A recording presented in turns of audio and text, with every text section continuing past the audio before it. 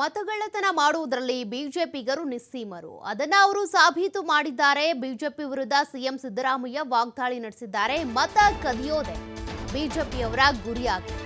ಹಾಗಾಗಿ ಮತಗಳ್ಳತನ ಮಾಡುವುದರಲ್ಲಿ ಬಿಜೆಪಿಗರು ನಿಸ್ಸೀಮರಾಗಿದ್ದಾರೆ. ಅದನ್ನ ಅವರು ಸಾಬೀತು ಮಾಡಿದ್ದಾರೆ ಅಂತ ಸಿಎಂ ಸಿದ್ದರಾಮಯ್ಯ ಅವರು ಹೇಳಿಕೆ ಕೊಟ್ಟಿದ್ದಾರೆ.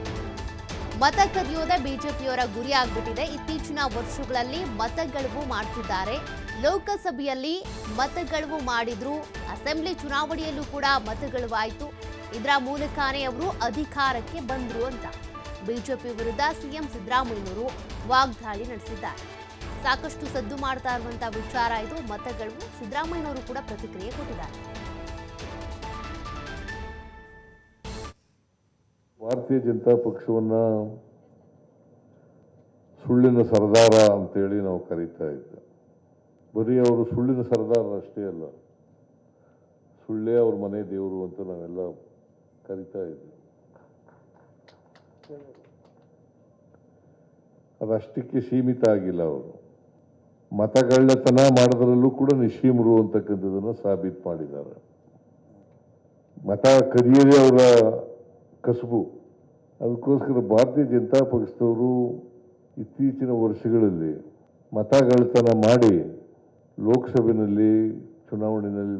ಚುನಾವಣೆಯಲ್ಲಿ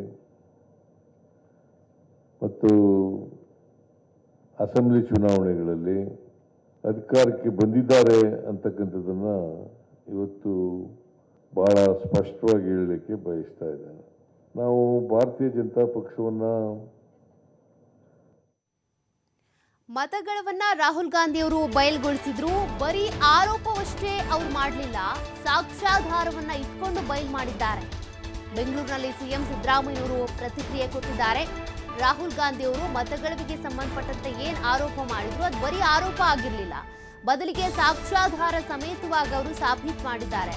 ಮಹಾರಾಷ್ಟ್ರದಲ್ಲಿ ಮತಗಳು ಮಾಡಿದ್ರು, ನಂತರ ಕರ್ನಾಟಕ, ಹರಿಯಾಣದಲ್ಲೂ ಕೂಡ ಮತಗಳವಾಗಿದೆ. ಬಿಹಾರದಲ್ಲೂ ದೆಹಲಿಯಲ್ಲೂ ಕೂಡ ಮತ ಹಾಕಿದ್ದಾರೆ.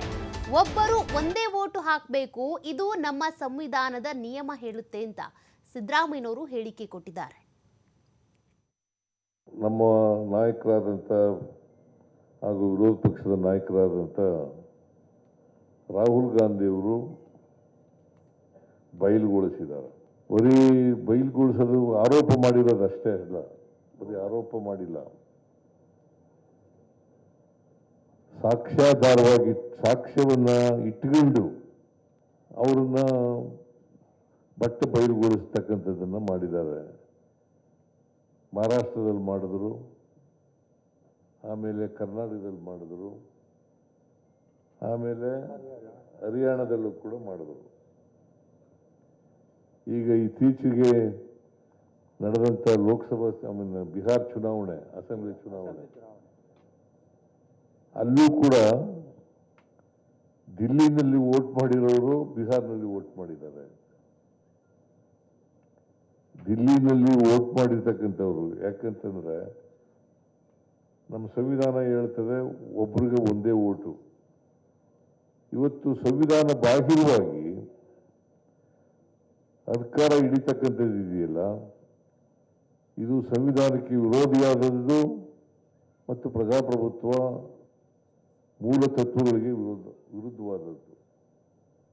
ಇದನ್ನ ಮಾಡಿದ್ದಾರೆ. ಈಗ ರಾಹುಲ್ ಗಾಂಧಿಯವರು ಕರ್ನಾಟಕಕ್ಕೆ ಬಂದಿದ್ದರು. ಮಹದೇವಪುರದಲ್ಲಿ ಏನು ನಡೆದಿದೆ ಲೋಕಸಭಾ ಚುನಾವಣೆಯಲ್ಲಿ, ಮನ್ಸೂರ್ ಅಲಿ ಖಾನ್ ಅವ್ರು ಸೋಲ್ಬೇಕಾದ್ರೆ ಏನ್ ಕಾರಣ ಅಂತಕ್ಕಂಥದನ್ನ ಸಾಕ್ಷ್ಯಾಧಾರಿತವಾಗಿ ಜನಗಳ ಮುಂದೆ ಪ್ರದರ್ಶನ ಮಾಡ್ತಕ್ಕಂಥ, ಜನರಿಗೆ ಹೇಳ್ತಕ್ಕಂಥ ಕೆಲಸವನ್ನ ಮಾಡಿದ್ದಾರೆ. ನಮ್ಮ ನಾಯಕರಾದಂಥ ಹಾಗೂ ವಿರೋಧ ಪಕ್ಷದ ನಾಯಕರಾದಂಥ ಮೋದಿ ಪ್ರಧಾನಿಯಾದ ಮೇಲೆ ಎಲ್ಲವನ್ನೂ ನಾಶ ಮಾಡ್ತಿದ್ದಾರೆ. ಎಲ್ಲಾ ಸಂಸ್ಥೆಗಳನ್ನ ನಾಶ ಮಾಡುವ ಪ್ರಯತ್ನ ನಡೀತಾ ಇದೆ. ಇಡಿ, ಐಟಿ, ಸಿಬಿಐ ಎಲ್ಲವೂ ಕೂಡ ನಾಶ ಮಾಡ್ತಿದ್ದಾರೆ. ಮೋದಿ ವಿರುದ್ಧ ಸಿಎಂ ಸಿದ್ದರಾಮಯ್ಯ ವಾಗ್ದಾಳಿ ನಡೆಸಿದ್ದಾರೆ. ಈ ಸಂಸ್ಥೆಗಳು ಸ್ವತಂತ್ರವಾಗಿ ಕೆಲಸ ಮಾಡ್ತಿಲ್ಲ, ಕೇಂದ್ರದ ಅಣತಿಯಂತೆ ನಡೆದುಕೊಳ್ತಾ ಇವೆ. ಇದು ಪ್ರಜಾಪ್ರಭುತ್ವಕ್ಕೆ ಮಾರಕವಾದದ್ದು. ಪ್ರಜಾಪ್ರಭುತ್ವ ಉಳಿಸೋಕೆ ನಾವು ಮುಂದಾಗಿದ್ದೀವಿ ಅಂತ ಸಿದ್ದರಾಮಯ್ಯನವರು ಕಿಡಿಕಾರಿದ್ದಾರೆ. ಕರ್ನಾಟಕದಲ್ಲಿ ನಡೀತು, ಆಮೇಲೆ ಹರಿಯಾಣದಲ್ಲಿ ನಡೀತು, ಈಗ ಬಿಹಾರ್ನಲ್ಲೂ ಕೂಡ ನಡೀತಾ ಇದೆ. ಇಷ್ಟೆಲ್ಲ ಆದರೂ ಕೂಡ ಚುನಾವಣಾ ಆಯೋಗದವರು ತನಿಖೆನೂ ಕೂಡ ಮಾಡಲಿಕ್ಕೆ ಹೋಗಿಲ್ಲ. ಅದಕ್ಕೆ ಉತ್ತರವೂ ಕೊಡ್ತಾ ಇಲ್ಲ.